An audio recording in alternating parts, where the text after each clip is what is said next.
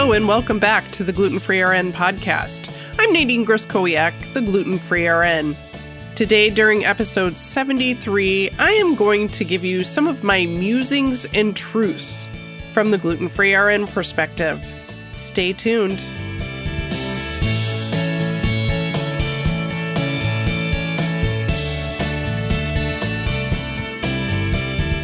Hello and welcome back to the Gluten Free RN podcast. This is episode 73. Today I am recording on Sunday, June 10th of 2018. And I am recording on a day that has been reflective, and I've been spending some time just really thinking about being gluten-free and what life is, and sort of the musings and truths that I've come across. And this has been a hard week for a lot of people. There have been suicides and political craziness, and it's just been one of those weeks. And not only that, but I've heard some things from close family and friends that, it's a little upsetting where their health is not the best it could be, or they're having to deal with things that are difficult in their lives. So right now, I am very thankful myself that life is good and I have people that I love and that love me. And I feel very supported and very lucky in so many ways. Not that everything's perfect, mind you. I am still struggling with my own health issues as far as making sure my darn thyroid is taken care of. Finally, we all have things to deal with, but I am very thankful that it is at this point very manageable and there is fun involved. Even last night, we went to a concert with family friends and danced and had a fabulous dinner and just really enjoyed the landscape of Oregon and the blue sky with white puffy clouds and the green, lush grass that was growing in the field. Posted a picture on Instagram, as a matter of fact. So if you do follow me on Instagram, it's not all about food. It's about just enjoying life and just kind of noticing when things are beautiful. Because otherwise, weeks like this could potentially get us down. And that's not what it's all about. I don't think that's what all of this is about. And one of my truths for the world is that all of these people that have depression and anxiety, and I don't really care who they are or what they do, whether they're starlets or singers, entertainers, public figures, people that seem to have it all, and whatever that means, because I'm not quite sure anymore, they still suffer. And when I look into their eyes in photos or on television or in the internet, sometimes I genuinely think to myself, I wish they would get tested for celiac disease, or do they know they're celiac? And that might be presumptuous of me. That might be something that makes people uncomfortable to hear. But I do have to wonder, because there are physical signs of celiac disease, and sometimes it's really easy to see that people would benefit from some type of diet change or lifestyle change. And that really does come home when we find out that people are addicted to opioids or some other medication, or they're addicted to something else in life that they are looking to fill that void with. And as I've said before, it would be great if everyone got tested for celiac disease, if we actually did the mass screening worldwide for celiac disease, so we can find people of every ethnicity at any age with any symptom or no symptom, and then provided the support so that they actually could go gluten-free and get healthy, maybe for the first time in their life, so that all people could enjoy a higher quality of life, whether they have it all or they still have to discover how to get it. And really, it's not just famous people I want to focus on today, it's you. And I want to give you a couple tips, a couple things that I really think might help you not have anxiety or not have depression. Trust me, we've all been there at some point. We've all had dark days. And hopefully we can overcome them. And find your people. Reach out. Find the people that will actually love you and support you in every way possible, including being on a gluten-free or a paleo type diet. Something that you are doing for yourself and for your own health and your own wellness. Trust your intuition. Trust your guts. Your guts are very knowledgeable. Your guts are their own separate neurological system. So when we say trust your guts, I'm not kidding anymore. It is really important. The only time I've really gotten in trouble in my life is when I didn't trust my intuition, when I let other people sway me, when I let other people talk me into things that I knew just weren't quite right. And that can be on a small scale or that can be on a very large scale. So do trust your guts, trust your intuition, trust yourself, know your own truth and let that guide you. Find your people and find your tribe. Find your people that love you and that do support you. Whether it's what you're going to have for dinner tonight, or they look out for you, they ask the right questions, they make sure that the food that you are going to consume is healthy for you and free of gluten, or whatever other thing it is that you're trying to avoid.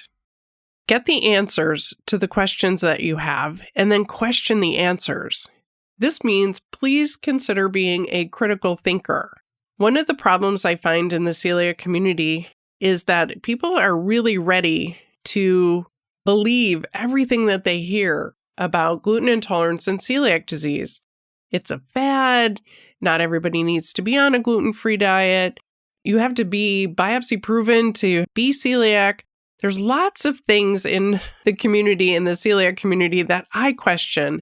And I want to make sure that you have the access to the correct information as far as I understand it. Keeping in mind that I am not taking any money from the pharmaceutical companies or any food industry. Hopefully, the information I bring you is information that's going to help you get healthy and stay healthy. It's what I do for myself and the information that I give to you. Because it happened again. Arg. Arg, just like the pirate. I spoke to a fabulous woman this week who had a positive antibody test for celiac disease and went gluten-free and really did feel great. And then she ran into a doctor who requested that she have an endoscopy, which required her to go back to eating gluten, which is called a gluten challenge. So she had to go back to eating gluten, which was poison to her body, in order to create organ damage to prove she has celiac disease, even after she had a positive blood test. And she said, this has been hell, and it's been awful. And I would always say, why are we attempting to cause organ damage on people that already feel better on a gluten-free diet? I will remain a steadfast opponent of a gluten challenge for just about anyone. If you're determined to have a gluten challenge, more power to you. I really do hope you do not cause yourself irreparable organ damage, but it is possible. So that is one thing that I will always be an adamant resistor of, is the gluten challenge. And at some point, I think history is going to prove that it is very barbaric to require people to go back to eating their poison to cause organ damage. As a nurse, I have no idea how this actually is ethically or morally allowed. So for this episode, for episode 72, I came up with 10 little points, and you can print those off. These will all be in the podcast notes. I'm not including any extra research articles for this episode. It'll just be this 10-point Musings and Truths from the Gluten Free RN. Number 1, commit to being 100% gluten-free, dairy-free, ideally paleo, or some type of whole food diet. Especially if this is your first year, focus on this basic lifestyle diet change. Don't worry about treating SIBO, yeast, or being on the autoimmune protocol or FODMAPs or anything else until your intestines are healed and the inflammation has decreased. After a year, then think about other signs or symptoms that are still there and things that need to be treated or corrected or dealt with. This first 6 months to a year is always about healing the intestines, healing the immune system, allowing your body to detox from the things such as gluten, dairy, and other substances that have been poisoning your body and allowing that inflammation to really just subside. And it does take that 6 months to a year. I still run into a lot of people that are trying to do everything all at once, and it is very confusing and it is very overwhelming. They come into my office and they're like, I can't eat anything, or it's very frustrating. There's conflicting information depending on which diet I'm supposed to be on or which treatment form. Really, honestly, the first 6 months to a year, 100% gluten-free, 100% dairy-free, and absolutely try to go paleo so that your body can heal faster and better. I wish someone would have told me that information back when I found out I had celiac disease in 2006. Really, honestly, going on a whole food diet or some variation of a paleo diet will get you better faster. But this is a process, and other things will need to be dealt with over time. I've been doing this for 11 years now, and there are a lot of factors to take into account, and everybody's individual. Number 2, be self-protective. Lose the people that aren't your people. And this is hard sometimes. Sometimes we think the people that are our friends or really supportive of us, we find out they're not. Let them go for a period of time. If they want to come back to us, they'll find us. They know where we are. And on that same note, I have to say, personally and professionally, that not everybody loves me, and that's okay. They don't love me or the things that I have to say. It's threatening to them, or it doesn't fit into their current paradigm of what they're trying to do for themselves. And that's okay. I still have to tell the truth as far as I see it. Again, both personally and professionally. I make some people uncomfortable. Not shockingly, this is not a new phenomenon. And some people really honestly don't like to hear what I have to say. But you know what? There are a lot of people that do benefit from the information I give them, and they do get better, and they thank me for saving their lives or making sure that they had the right information for them. As an emergency room nurse, and this is what I did for a long time, I had to give people very bad news. Not my favorite thing to do. So when I have to tell people that they have to change their diet, or I have to recommend that they remove a few more parts of their diet or change their lifestyle again, or consider doing something else that might make them heal faster, I don't really have any qualms about giving people that information. Again, they can do what they want with it. They can listen or they don't have to listen. I might even not be 100% correct. But I do have to let people know what I think is going to be best for them. And because of my history in the emergency departments of giving people really bad information or having to tell them bad news, telling people they have to or that I recommend that they change their diet is not really hard for me, especially if it's a preventative diet change or preventative lifestyle change that will hopefully prevent them from developing other autoimmune diseases or cardiovascular disease or neurological problems down the line in the future. Thankfully, a lot of my people dodge bullets that we'll never see. A lot of the people that I work with will prevent health issues from arising because they've changed their diet and because we've worked together. Find the people that will really help you get better and be protective of yourself and your decisions. 3, find your people and your tribe. Find your support. Find the people that love you. Find the people that are going to speak up for you and with you. Find the people that will go on a gluten-free or a paleo diet or do a Whole30 with you.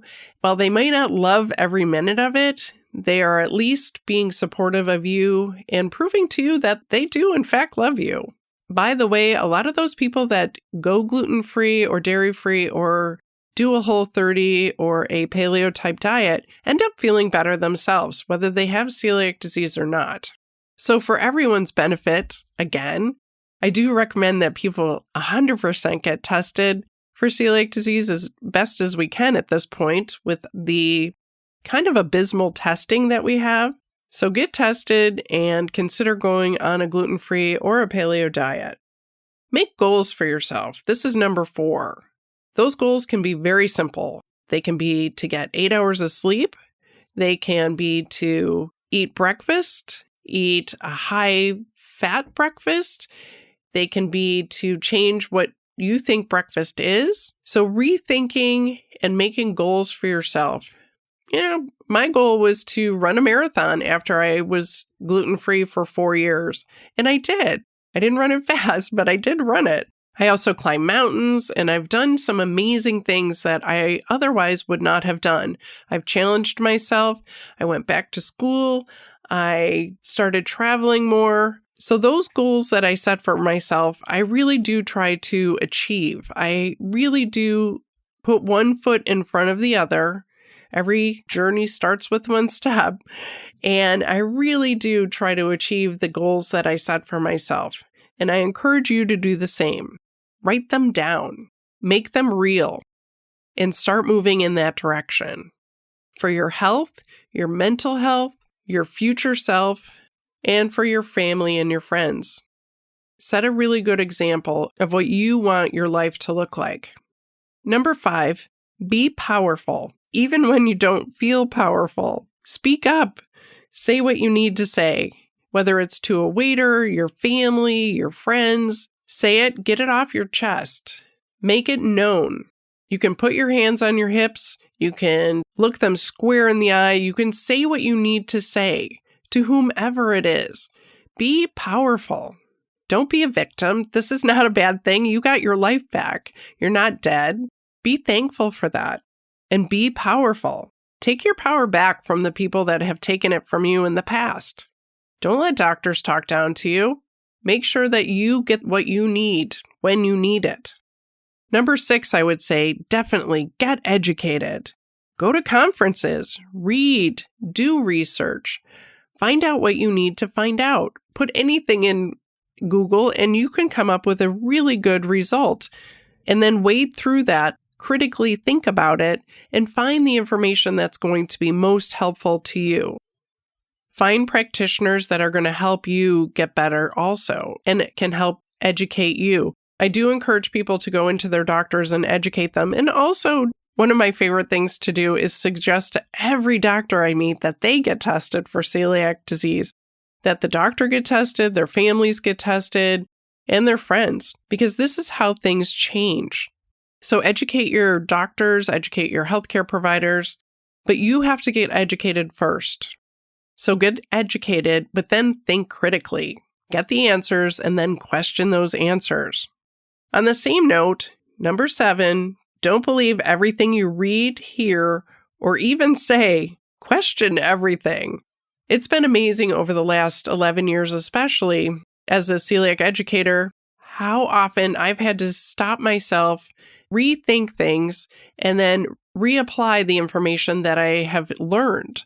So when I first started and I was going to conferences and replacing all of the gluten food with gluten-free products, I really had to think about what I was doing and realized that perhaps was not going to get me healthy. I went through that whole paradigm shift relatively quickly, or so I thought. It wasn't until 5 years later that I realized that I was, running marathons much healthier, but my lab work still wasn't great. That's when I went paleo. That's when I really did get healthy. So question everything and really just use some critical thinking skills. Ask why. And is this really going to benefit me? Is it to your benefit? Whatever it is that you're doing, is it going to help you heal? I did go to a nice little talk in my community this past month, and it was put on by a doctor, and she was very knowledgeable about her topic, but she did suggest that absolutely nobody take vitamins or supplements unless they had a documented deficiency. And I really had to question that information because I know what I see out in the community as far as difficulty with getting tested for deficiencies. Even vitamin D is difficult for people to get tested for, let alone magnesium RBC or zinc or iodine. People really do not know that they're deficient in these things. So taking a general supplement or a general gluten-free multivitamin is not going to hurt anyone for the most part. But, you have to make those decisions for yourself. So here was a doctor telling people not to take any supplements or not to take any vitamins for the most part. And I really did have to question that information. Number 8 would be don't eat gluten for anyone. By that, I mean your friends or your relatives, but also not for a gluten challenge, not to be in a research study, not for anyone or anything. Again, going back to the little story from last week, it's horrifying to me every time when I hear that somebody is put on a gluten challenge or told to eat gluten so they can prove something to somebody else. Or there have been cases where people actually maliciously feed people gluten, knowing that it will make them sick. And I find that is very disturbing. So we live in a world that is filled with gluten. It's in the air, it's in what we eat, it's everywhere. So you really can't escape it for the most part, but don't eat it intentionally for any reason. Unfortunately, it will find us. So be protective of yourself as possible and don't eat gluten. Just don't. Number 9, be the healthiest you that you can be. Be a model of healthiness. Be so healthy that other people want to be healthy like you. And that means be healthy and happy and thankful for what you have and always striving for more. More health, more good food, more fun, more information. It's a big, big world out there, and we really do need to explore and find things that are good for us, that make us happy and healthy. And people that are happy and healthy are great models for children and for other people. So do be the healthiest you that you can be. Number 10, you are your own experiment. What worked yesterday may not work tomorrow. There is nothing truer than this. As your body heals and your intestines, your immune system, your nervous system, and overall body shift towards health and healing, your nutritional needs will change too. Be aware of this. Get medical and health advice that is appropriate for you. Find a functional medicine or integrative medicine doctor, naturopath, nurse practitioner, physician's assistant that understands celiac disease and non-celiac gluten sensitivity so that you can find a practitioner, a healthcare practitioner, or a health coach that can help you be your own best experiment. There may be times you go down roads and you're like, that was a bad option. That was a bad decision. You can always turn around and come back. It's really hard to come back to that same spot. So we always have to move forward. But we are our own best experiment. And so I find for myself as my own experiment that, really what I thought was going to help in the very beginning, 11 years ago, was not the best choice. I can't go back, but I can move forward every day. And I continue to reevaluate, reassess, reapply the information that I have today so that I can move forward to a healthier tomorrow. And I have practitioners around me that are interested in the same things that I am as far as my health. They listen, they help me order the right labs for myself, and then they help me interpret those lab results so that I can get the best medical advice for me, for my current health situation, so that I can move forward. I encourage you to do the same. It takes a team. I'm really good at this. I'm really good at celiac disease education and helping people heal. But even for myself, I need other people sometimes to put their 2 cents in and make sure that I am not missing anything. So find your people, find your tribe, find your support, find healthcare providers that are going to help you. Be powerful, get educated. These are some of the musings and the truths that I wanted to share with you today on this particular Sunday. So if you're listening to this any other day, just know that I did record this on a Sunday when I was reflecting on the current events and what's going around in our world today. And I just wanted to share with you all of these key points as you try to navigate your life, because it really is about the quality of your life, how happy you are, how healthy you are. And I, as the Gluten Free RN, would like you to be as healthy and happy as possible. So on that note, I would like to thank the podcasting group for continuing to be excellent producers and editors of the Gluten Free RN podcast. I'd also like to thank all of the listeners all over the world who are listening to the Gluten Free RN podcast. Interestingly enough, still no listeners from Hawaii or Alaska. How can that be? Invite those people in to listen to the Gluten Free RN podcast, so that more people can actually get this information. This has been another episode of the Gluten Free RN podcast, episode number 73, Musings and Truths from the Gluten Free RN. Remember, life is good. There's lots of ways to help yourself, help others. Take a walk in the woods, take a walk anywhere. Be kind to yourself, be kind to others, and most of all, eat healthy and have fun. Thanks again for joining me, Nadine Groskoyak, the Gluten Free RN. Until next time, signing off. Bye.